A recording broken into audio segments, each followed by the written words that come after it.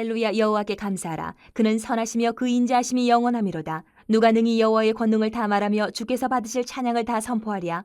정의를 지키는 자들과 항상 공의를 행하는 자는 복이 있도다. 여호와여, 주의 백성에게 베푸시는 은혜로 나를 기억하시며 주의 구원으로 나를 돌보사 내가 주의 택하신 자가 형통함을 보고 주의 나라의 기쁨을 나누어 가지게 하사 주의 유산을 자랑하게 하소서. 우리가 우리의 조상들처럼 범죄하여 사악을 행하며 악을 지었나이다. 우리의 조상들이 애굽에 있을 때에 주의 기이한 일들을 깨닫지 못하며 주의 크신 인자를 기억하지 아니하고 바다 곧 홍해에서 거역하였나이다.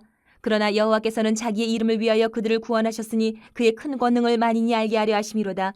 이에 홍해를 꾸짖으시니 곧 마르니 그들을 인도하여 바다 건너가기를 마치 광야를 지나감 같게 하사 그들을 그 미워하는 자의 손에서 구원하시며 그 원수의 손에서 구원하셨고 그들의 대적들은 물로 덮으시며 그들 중에서 하나도 살아남지 못하였도다. 이에 그들이 그의 말씀을 믿고 그를 찬양하는 노래를 불렀도다. 오늘 106편 말씀 우리가 앞부분을 함께 나누어 읽었는데 이 106편 뒤쪽에 41절 이후의 내용을 우리가 한번 살펴보면 이 시는 106편은 이스라엘 자손이 바벨론에 포로되어 있다가 70년이 지난 후에 이제 돌아온 이후에 이 시가 적혀졌구나 하는 것을 우리가 알게 됩니다.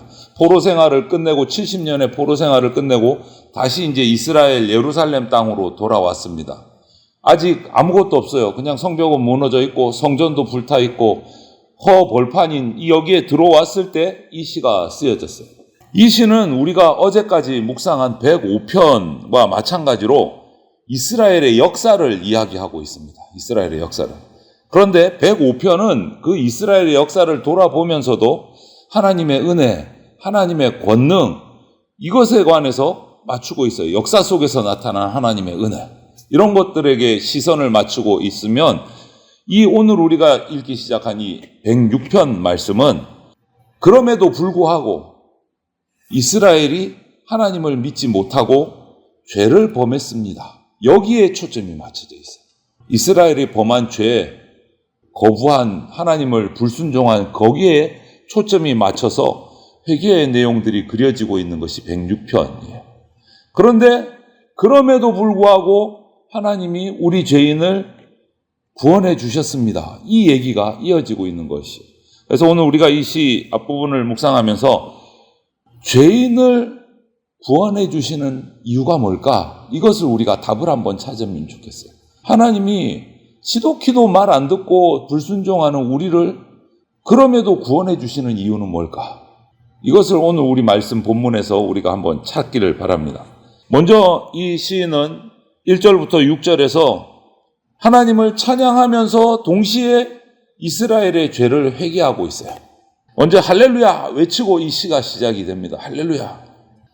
여호와께 감사하라 이렇게 외치고 나서 그분의 선하심, 인자하심이 영원합니다 라고 찬양을 하고 선포를 합니다. 이것은 뭐냐면 이스라엘이 범죄에도 불구하고 변하지 않으시고 인자를 베풀어 주시는 하나님께 드리는 감사의 외침이고 감격의 외침인 거예요. 그리고 나서 시인은 2절 3절을 보면 누가 여호와의 권능을 다 말할 수 있겠느냐? 누가 주님께 받으실 찬양을 선포할 수 있겠느냐? 이렇게 질문을 던지면서 그렇게 찬양하고 선포할 수 있는 사람은 복이 있다라고 외치는데 그 복을 잇는 사람은 어떤 사람이냐? 정의를 지키는 자들 그리고 항상 공의를 행하는 자가 복이 있다. 이렇게 얘기해요. 앞에 보면 정의를 지키는 자들 복수예요. 그리고 뒤에는 공의를 행하는 자 단수예요. 이것은 뭘 말하냐면 공동체가 정의로워야 되고 개인이 의로워야 된다라는 말이에요. 이 말을 한마디로 말하자면 그렇게 해야 하나님을 찬양할 수 있고 하나님의 권능을 우리가 말할 수 있다. 죄인이 어떻게 함부로 하나님의 공의를 말하고 하나님을 찬양할 수 있겠느냐. 이 말은 뭐냐. 지금 이스라엘 전체가 회개하고 하나님 앞에 엎드려서 의로워져야 된다. 그리고 이스라엘 백성 한 사람 한 사람이 하나님 앞에 의로워져야 된다. 그래야 우리가 하나님 찬양하고 하나님의 권능을 말할 수 있다. 이 얘기를 하는 거예요.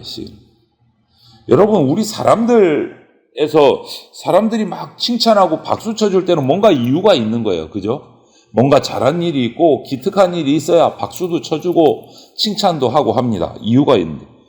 그런데 우리가 하나님을 찬양할 때 하나님 앞에서 박수를 칠 때는 어떨까요? 하나님은요, 저나 우리 공동체가 알지 못하는 순간에도 은혜를 베풀어 주시는 분입니다. 우리가 몰라도 은혜를 베풀어 주세요. 그렇기 때문에 우리가 거꾸로 생각하면 우리가 하나님을 찬양하는 것은요, 이유가 있어서 찬양하는 게 아니에요.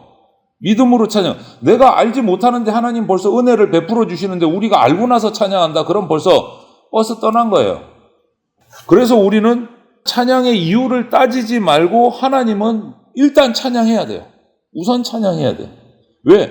내가 알지 못하는 은혜가 더 많기 때문에 우리는 그냥 찬양하는 거예요. 하나님은. 뭔가 이유가 있어서 내가 깨달아서 찬양하는 것도 있겠지만 그냥 찬양해야 돼요. 왜? 내가 깨닫지 못한 은혜가 있을 수 있기 때문에.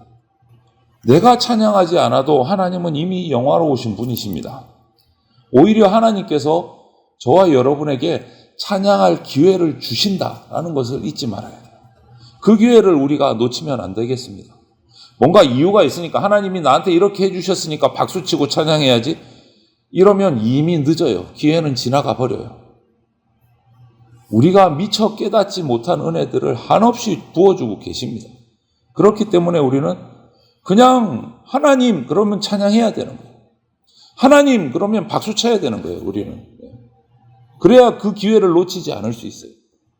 그리고 이어서 시인은 4절 5절에서 간구를 합니다. 하나님의 은혜, 하나님의 구원을 구하고 택한 자의 형통함과 택한 자가 하나님이 약속해 주신 그 하나님의 나라에 들어가서 기쁨을 누리게 해 주십시오. 이렇게 간구를 해요. 이것은 그 당시의 말로 또 우리가 비춰보자면 이제 다 무너지고 아무것도 없어요. 바벨론에서 70년 포로 생활을 하고 돌아와 보니까 예루살렘 성벽은 이미 다 무너져서 야생동물들이 이리들이 왔다 갔다 하고 예루살렘 성전은 다 불타서 흔적도 없고 예루살렘이 그 정도면 다른 이스라엘 지역은 볼 것도 없고 완전히 폐허가 된 그 상황에서 간구하는 거예요. 하나님 은혜 베풀어 주십시오. 구원해 주십시오. 다시 이 땅이 하나님의 나라가 돼서 하나님 찬양하게 해 주십시오. 구원하는 찬양, 기도하는 거예요. 기도하는 거예요. 가나안 땅을 얻고 우리가 다시 예전처럼 형통해서 기뻐할 수 있는 나라가 되게 해 주십시오. 기도하는 거예요. 그 다 무너진 땅에 도착해서 폐허가 된 땅에서 다시 일으켜 주십시오. 기도하는 거예요. 그런데 이렇게 찬양하면서도 6절을 보면 그 속에 또 뭐가 깔려 있냐면 이 시인은 우리가 이렇게 기도하고 간구하지만 하나님 사실 우리는요 이런 복을 누릴 자격이 없습니다 라고 회개하는 장면이에요. 그게 뭐냐? 6절이에요. 6절에 이렇게 돼 있어요. 여러분, 우리가 우리의 조상들처럼 범죄하여 사악을 행하며 악을 지었나이다. 기도하고 있지만 그래도 너무너무 죄송하고 답답하고 왜? 이렇게 된 것이 우리 죄 때문이다라는 것을 자복하는 거예요. 3번이나 반복하잖아요. 범죄했습니다. 사악을 행했습니다. 악을 지었습니다. 3번이나 표현해요. 자신들의 죄를 자복하는 거예요. 철저하게 회개하는 장면이에요. 우리가 하나님께 구원해달라고 은혜 베풀어달라고 구하지만 사실 우리가 잘못해서 이렇게 됐습니다. 이렇게 회개하는 거예요. 범죄했습니다. 사악을 행했습니다. 악을 지었습니다. 철저하게 자복하는 모습이에요. 회개하는 모습이에요. 여러분, 그럼에도 불구하고 감사한 것은 이게 하나님의 은혜예요. 죄인도 구원해 주시는 은혜. 하나님의 택한 백성에게는 죄를 짓고 벌 받았음에도 불구하고 간구할 자격이 있습니다. 이것이 감사할 거예요. 지금 당장 어렵고 고통 가운데 있는 우리지만 다시 하나님 앞에 은혜를 구할 수 있는 것은 우리가 하나님께 택함 받은 백성이기 때문에 구할 수 있는 거예요. 그거 우리에게 주신 축복이고 특권이에요. 죄를 지었음에도 불구하고 우리가 하나님 앞에 기도할 수 있는 것. 정말 엄청난 특권이에요. 과거의 죄 때문에 하나님 앞에 나가는 것을 머뭇머뭇 망설이고 있다면 우리는 그래서는 안 돼요. 하나님 앞에 나와서 지금 시인처럼 범죄했습니다. 사악을 행했습니다. 죄를 저질렀습니다. 자복하면서 기도해야 돼요. 우리 그렇게 할 수 있는 것이 우리에게 주어진 특권이에요. 죄에 대해서 깊이 탄식하고 회개하는 것이 우리가 빛을 만날 수 있는 유일한 길입니다. 그리고 이어서 7절부터 12절까지 조상들의 죄를 자복해요. 이제 회개하면서 구체적으로 과거에 이스라엘이 하나님이 은혜를 베풀어 주셨음에도 불구하고 어떻게 하나님을 불순종하고 떠나서 죄를 범했는지를 회상을 하면서 자복을 합니다. 애굽에 종되었을 때 하나님께서 모세와 아론을 보내주셔서 구원해 주셨잖아요. 출애굽시켜 주시자마자 홍해를 만났는데 홍해에서 또 하나님을 원망을 합니다. 또 거역했습니다. 그럼에도 하나님은 또 우리를 구원해 주셨습니다. 또 이 이야기를 하는 거예요. 그것을 7절 말씀이에요. 애굽에서 출애굽하실 때 10가지 재앙으로 애굽을 치시고 나서 구원받았잖아요. 그 기이한 일을 본 지 얼마 지나지 않아서 홍해에 도착해서 또 그것은 싹 다 잊어버리고 원망을 했다. 이것을 떠올리는 거예요, 시인은. 그럼에도 불구하고 하나님이 8절 9절을 보면 10절을 또 우리를 그 원수의 손에서 구원해 주셨습니다. 우리가 원망하고 아니 하나님이 10가지 재앙 기이한 일을 베풀어서 우리의 구원해 주신 게 바로 금방 앞이었는데 또 홍해 앞에서 원망하는데도 홍해를 가르시고 우리를 구원해 주셨습니다. 이 이야기를 하는 거예요. 이것은 이스라엘이 홍해에서 구원받은 것이 이스라엘이 뭔가 찬양을 잘해서 선해서 의로워서 구원받은 게 아니다라는 것을 자복하는 거예요. 10절에 그 원수의 손에서 구원하셨고 이렇게 돼 있어요. 이런 은혜를 받고서도 이스라엘은 바로의 군대가 홍해를 가르고 이스라엘은 걸어서 홍해를 건너고 그 뒤를 따라오던 애굽 바로의 군대가 그 홍해물이 합쳐져서 수장되는 것을 본 다음에야 겨우 하나님 말씀을 믿고 기뻐하고 찬양했다. 이렇게 표현을 하고 있어요. 그런데 그 믿음조차도 얼마 있지 않아서 또 뒤집어져요. 목마르다, 배고프다, 고기 먹고 싶다. 이것을 다 기억하고 있는 거예요, 시인.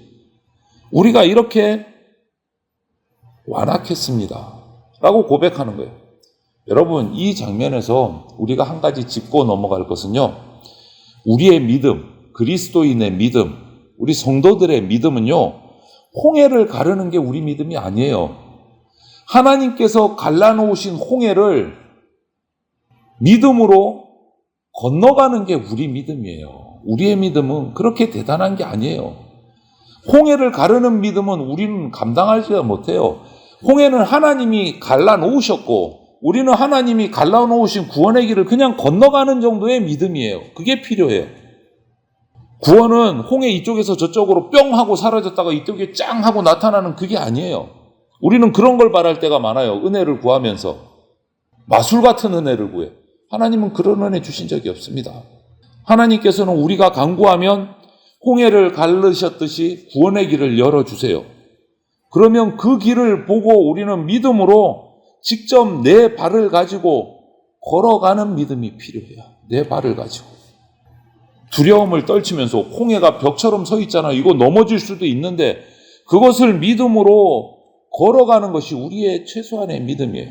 그 길을 걸어갈 때 구원이 보장되는 거예요. 믿음으로 담대하게 구원의 길을 걸어가야 돼요. 우리의 구원은요, 이처럼 언제나 하나님의 무조건적인 은혜로 주어집니다. 우리가 뭔가 해서가 아니에요. 구원은 다 열어놓으셨어요, 하나님이. 우리는 그냥 그 길을 가기만 하면 되는 거예요. 뭔가 우리가 의롭거나 선해서 구원받은 게 아닙니다. 지금 이스라엘은 원망하고 있는데 하나님께서 모세를 통해서 홍해를 갈라주셨어요. 뭔가 잘해서 갈라주신 거 아니에요. 그냥 주님의 절대적인 무조건적인 사랑, 무조건적인 은혜로 지금 우리가 구원받아서 이 자리에서 예배하고 있는 거예요.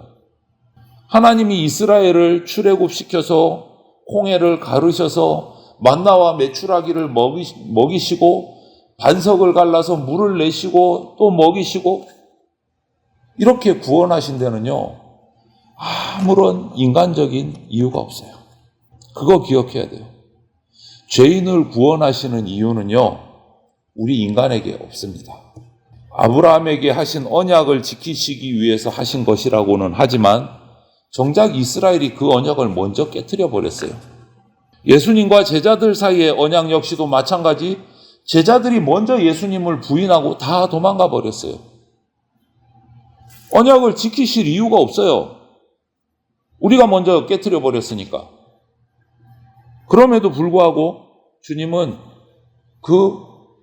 우리가 깨트린 언약을, 우리가 도망가 버린 언약을 그대로 지키시고 구원하시고 제자들을 다시 부르시고 회복시키셨어요.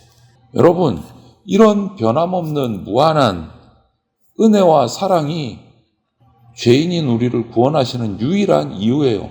다른 이유는 없어요. 그냥 하나님의 은혜, 하나님의 사랑이에요. 우리가 구원받은 것. 이 놀라운 변함없는 정말 기가 막힌 사랑 앞에서 우리는 그럼 어떻게 반응해야 될까? 이제 우리에게 남은 건 그거예요. 내가 죄 지었음에도 불구하고, 내가 언약을 내가 먼저 깨트리고 도망갔음에도 불구하고 그냥 은혜를 베풀어서 사랑하셔서 우리를 구원해 주신 그 기가 막힌 이 엄청난 사랑 앞에서 그럼 나는 어떻게 해야 될까? 고민해야 됩니다. 우리는. 나는 이 사랑 앞에서 어떻게 해야 되지? 오늘 하루도 이 질문을 스스로에게 던지시면서 죄인인 나도 구원해 주시고 사랑해 주시는 이 하나님 앞에 나는 어떻게 살아야 될까? 질문을 던지면서 이 하나님의 무한한 은혜와 사랑을 다시 한 번 더 경험하시면서 그냥 감사하는 삶을 사는 게 우리가 할 일인 것 같습니다. 오늘 하루를 살아가실 때도 말 한마디, 언행 하나, 마음 씀씀이 하나하나 할 때마다 하나님 감사합니다. 나를 구원해 주셔서 감사합니다. 이것을 잊지 않고 오늘 하루도 감사하는 삶을 살아가는 저와 여러분들이 다 되시기를 주님의 이름으로 축원을 드립니다. 아멘.